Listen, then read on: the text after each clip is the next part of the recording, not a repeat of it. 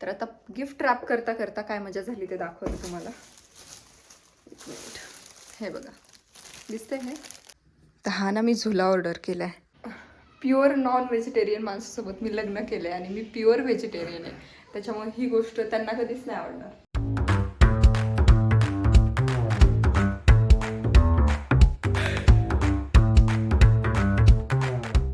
Hi hello नमस्कार. कसे सगळे मजेत ना? मजेतच असायला हवं. मी भक्ती तुमच्या सगळ्यांचं खूप मनापासून स्वागत करते आपल्या चॅनलमध्ये. आणि आज जेवण वगैरे झालंय. सकाळपासून ब्लॉग स्टार्ट करेन म्हणते, पण काही ना काही कामं त्याच्यात मध्येच लाईट गेली. त्याच्यामध्ये परत अजूनपर्यंत गेलेलीच आहे म्हणा. त्याच्यामध्ये परत एक इंस्टाग्रामचा व्हिडिओ बनवायचा होता, तो बनवला. परत मध्येच पाय रडत होतं. सो अशा सगळ्या गोष्टी होत्या. सो फायनली दुपारी व्हिडिओ स्टार्ट केला आणि आता जेवण वगैरे झालंय. सो म्हटलं निवांत आहे. आता ही पण झोपली आहे.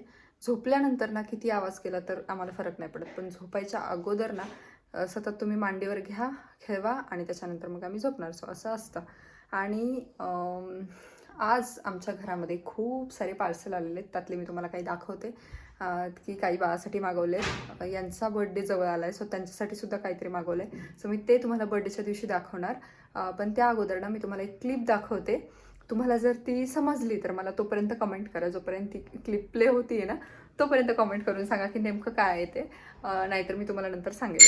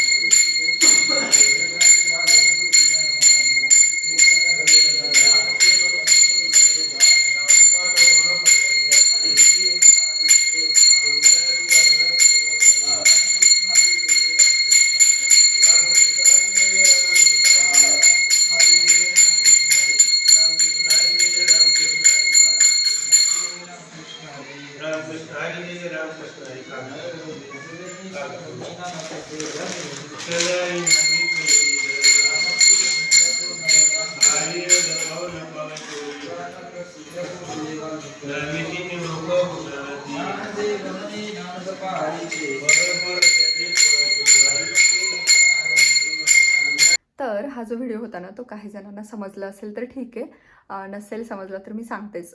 तर जसं होईल तसं पप्पाने ते कॅप्चर केलेलं आहे. असं काही हेतू नव्हता की ब्लॉगमध्येच टाकायचा, पण मला त्यांनी पाठवलं म्हणून म्हटलं चला तुमच्यासोबत पण शेअर करते की बघा आपल्या घरच्यांचं प्रेम कसं वेगळंच असतं ना, स्पेशली आईवडिलांचं. सो नात झाल्याच्या खुशीमध्ये किंवा मला मुलगी झाल्याच्या खुशीमध्ये ना त्यांनी गावाकडे म्हणजे माझ्या माहेरी गावभर जिलेबी वाटलेली. तर अगोदर मंदिरात दाखवली, म्हणजे देवाला दाखवली आणि त्याच्यानंतर मग सगळीकडे वाटली. सो घरच्यांचं आपल्या काहीतरी म्हणजे वेगळंच असतं की त्यांना एक वेगळाच आनंद झालेला असतो. सुरुवातीला जेव्हा मुलगी होते तेव्हा आणि त्याच्यानंतर जेव्हा नात होते तेव्हा. आणि माझ्या घरच्यांचं तर नेहमीच असं आहे की त्यांना मुलगा मुलगी असं एवढं कधीच काही नाही. मी पण जेव्हा झाले ना तर तेव्हा त्यांनी सगळ्या गावामध्ये एकदम आनंदाने जिलेबी वाटली होती. आता मला तेव्हा कळत नव्हतं, पण मला असं सगळे सांगतात, आत्या किंवा पप्पा असतील किंवा आई, आणि माझ्या आजोबांना पण खूप आनंद झाला होता. त्याच्यामुळे मग तेव्हासुद्धा गावभर जिलेबी वाटली.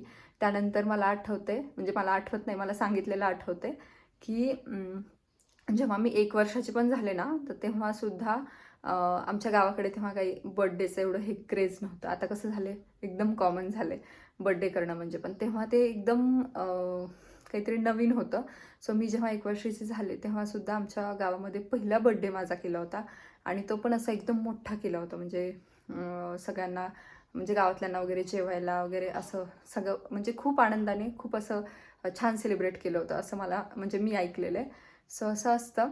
आणि मग काय आता इथे बाळ झोपलंय. आणि हां, अजून एक गोष्ट तुमच्यासोबत शेअर करते की जेव्हा माझी डिलिव्हरी झाली त्याच्यानंतर म्हणजे या हेतूने शेअर करते की बघा आपल्या घरच्यांचं प्रेम कसं असतं की आपले आईवडील आपल्यावर किती प्रेम करतात. तर जेव्हा माझं सी सेक्शन झालं, सी सेक्शन चालू असताना आपल्याला तेवढ्या भागामध्ये भूल दिलेली असते त्यामुळे काही कळत नाही, पण बाकी आपल्याला सगळ्या गोष्टी कळत असतात. सो जेव्हा मला मुलगी झाली ना तेव्हा मला अगोदर मला दाखवली की, आणि त्याच्यानंतर मग बाहेर जेव्हा घेऊन गेले दरवाजाच्या आणि घरच्यांना वगैरे दाखवली माझ्या, तर सगळ्यांनी अगोदर बाळाला बघितलं. पण पप्पानी अगोदर विचारलं बाळ कसं आहे ह्याच्यापेक्षा ना भक्ती पण कशी आहे म्हणजे तिची तब्येत कशी आहे ती कशी आहे असं विचारलं. सो डॉक्टरांनी मला पहिले आतमध्ये येऊन सांगितलं की बाहेर जे उभे आहेत तर ते तुझे आईवडील आहेत का सासू सासरे आहेत. म्हटलं आईवडील आहेत. तर म्हटले बघ आपल्या घरच्यांचं कसं प्रेम असतं ते तुझ्या पप्पांनी म्हणे आधी विचारलं की भक्ती कशी आहे. सो असं असतं. आणि हे मी जे सांगते ना किंवा हा जो मी व्हिडिओ बनवते ना त्या दिवशी पप्पाचा बर्थडेसुद्धा आहे. म्हणजे तुम्ही लोक काय करा सगळेजण पप्पाला छान विश पण करा आणि त्यांच्या हेल्थसाठी त्यांच्या चांगल्या आयुष्यासाठी दीर्घ आयुष्यासाठी प्रार्थनासुद्धा करा. सो चला आता काय काय ना दाखवते मी तुम्हाला मी काय काय ऑर्डर केलं. काय काय म्हणजे 1-2च गोष्टी ऑर्डर केल्यात पण पहिली गोष्ट बघायची मला खूप गरजेची होती. तर हा ना मी झुला ऑर्डर केला आहे. कारण काय होतं ही शांत आहे तशी खूप काही किरकिरी नाही. पण असतं ना लहान मुलांचं की करतात कधी कधी त्यांना असं वाटतं की नाही मांडीवरच घेऊन बसावं आपल्याला मांडी हलवतच बसावी म्हणून मग हा एक झुला ऑर्डर केला मी स्टँडचा मस्त असा आणि त्याचं उद्घाटन पण केलं आहे. सो त्याला त्याच्यामध्ये लगेच झोपवलं आहे आम्ही. ह्याला सॅनिटाईज वगैरे केलं आणि मग झोपवलं. सो मस्त झोपली आहे. छान आहे ना.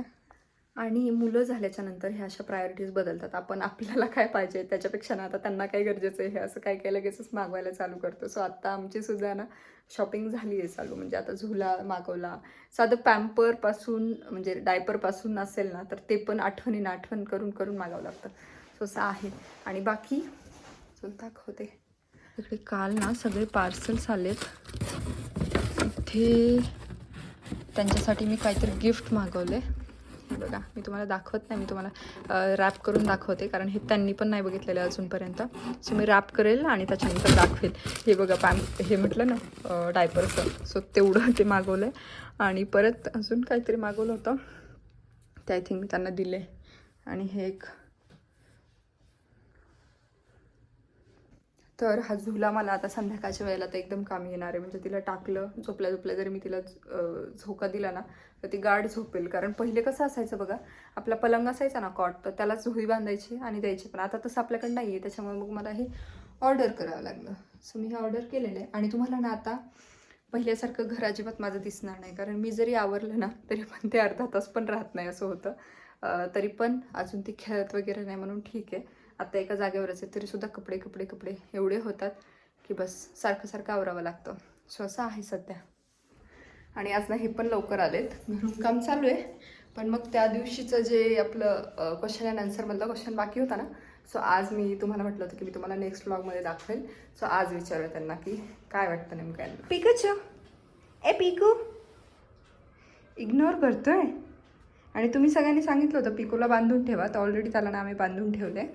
अशी तिथपासून दोरी आहे त्याची इथपर्यंत जेणेकरून तो बाहेर पण छान मोकळं फिरू शकतो आणि घरात पण इथपर्यंत येऊ शकतो असं हॉलमध्ये. हां सो यांची ही आयडिया आहे. स्ट्रॅटेजिक अरेंजमेंट केली जेणेकरून त्याला पण त्रास व्हायला नको ना आपल्याला पण त्रास व्हायला नको है ना. कारण सवयच नाही ना बांधून राहायची त्यामुळे त्याला मोकळं पण वाटावं आणि बांधलेलं पण असावं. मग असं म्हणणं होतं अशी एकीची कमेंट होती की तुझं दादाबद्दलचं मत सांग किंवा दादाला तुझ्याबद्दल काय वाटतं कोणती गोष्ट आवडते कोणती गोष्ट नाही आवडत हे विचार. तर त्या दिवशी क्वेश्चन आन्सरचा व्लॉग मी बनवला त्याच्यामध्ये मी सांगितलं पण तुमचं बाकी होतं म्हटलं तुम्हाला नेक्स्ट व्लॉगमध्ये सांगते. म्हणजे तुझं मत सांगितलं हां भरभरून तारीफ केली. हां का खरी केली उगाच केली अशीच उगाचच काय आता. पण मी खरंच बोलेल ते काही वाटलंच करते. हा खाली आणून ठेव पुस्तक गीता. हो पिकूच मी कशी तारीफ केली मी पण खरीच केली. जे काय आहे जे काही गोष्टी आवडत नाहीत त्या पण खऱ्याच सांगितल्या ज्या की एकदम खऱ्या आहेत. मग काय वाटतं माझ्याबद्दल. तुझ्याबद्दलचं मत खरं सांगायचं झालं तर सगळ्याच गोष्टी खूप छान तसा विचार केला तर फक्त थोडीशी किरकिरी आहे तर सगळ्याच बायका असतात काय. नाही मत म्हणजे बाकी बायकांचं नका घेऊ. माझ्याबद्दल विचारले माझ्याबद्दल सांगा बाकी बायकांचं कसं ते नका सांगू. मी बाकीच्या स्पेशली ही गोष्ट चांगली ही गोष्ट नाही असं एखादी तरी तुम्ही सांगू शकता असं. सगळ्यात छान गोष्ट म्हणजे स्वभाव एकदम मस्त समजूतदार सगळ्यात महत्वाची गोष्ट. काही काही ठिकाणी ठीक आहे, पण आता मला समजूतदारपणा खूप जास्त आवडतो काही असतं. आणि न आवडणारी जो गोष्ट विचारलीस तर ती म्हणजे जेवण. माझ्या हातचं नॉनव्हेज न खाऊन देणं. मी तुम्हाला खाऊ देत नाही, मी कधी खाऊ देत नाही. मला रोज खायला लागतं. बापरे. प्युअर नॉन व्हेजिटेरियन माणसासोबत मी लग्न केलंय आणि मी प्युअर व्हेजिटेरियन आहे, त्याच्यामुळे ही गोष्ट त्यांना कधीच नाही आवडणार. आता तुमच्या हेडफोनला सगळे हसणार आहेत ना, एक मागे एक पुढे. ते ना ऐकायला म्हणून लावलं. हा मुद्दाम. तर ही एक गोष्ट आवडत नाही का? मला असं वाटतंय की बाबा तू पण खायला चालू करावं. हा म्हणजे आपण दोघं मिळून नॉनव्हेज बनवायचं जाऊया, मिळून खाऊच जाऊया. म्हणजे कसं माझं पण पोट भरेल. आता कसं माझं पोट म्हणजे असं अर्धे कसं भरते का. अच्छा. बरं ठीक आहे, बघूया आता यावर काय काय कोणाकोणाच्या काय काय कॉमेंट्स येतात ते. चालेल. आणि मला नाही वाटत की मी या जन्मात तरी नॉनव्हेज खाईन म्हणून. जरी ती गोष्ट तुम्हाला आवडत नसेल तरी पण माझ्यातली. मग आपला पुढचा जन्म आलाय ना इकडं. कोणता? आतमध्ये झोपलाय. पुढची पिढी आहे ती आपली. माझं तर असं म्हणणं आहे की आमच्या जे पुढची पिढी म्हणजे आमचे जे काही बाळ आहे ना, त्यांनी पण खाल्ले नाही पाहिजे नॉनव्हेज. ते पण प्युअर व्हेजिटेरियन पाहिजे. माझ्यासारखं. तुम्हाला पिकू आहे ना सोबत, तुम्ही आणि पिकू मस्त नॉनव्हेज खात जा, आम्ही मस्त व्हेज खात जाऊ की नाही. चांगली गोष्ट आहे ना. सगळ्या गोष्टी माझ्या आहेत ना. बरं बघूया, तसं होईल कदाचित. कारण पिकाला सुद्धा मी एवढं हे करते, पण त्याचा म्हणजे यांच्या बाबतीतचं जे काही प्रेम आहे ना ते वेगळंच आहे पिकाचं. असं आहे. तर आता ना मी हे गिफ्ट जे त्यांच्यासाठी घेतले ते रॅप करणार आहे. आणि माझ्याकडे नेमका मी कधी डोहा जेवणाच्या वेळेस वगैरे असा पेपर घेतला होता, गिफ्ट पेपर. सो तो होता माझ्याकडे, म्हणून म्हटलं चला इझी झालं. कारण आता बाहेर जाणं काही शक्य नाही आणि त्यांना सांगितलं तर मग त्यात काही मजा राहणार नाही. सो मी मगाशीच पॅक करणार होते खरं तर, पण तेवढ्यात ते आले आणि मग ते राहून गेलं. पण आता त्यांचा कॉल चालू आहे तोपर्यंत म्हटलं मी हे करून घेते, जेणेकरून त्यांना काही आयडिया येणार नाही.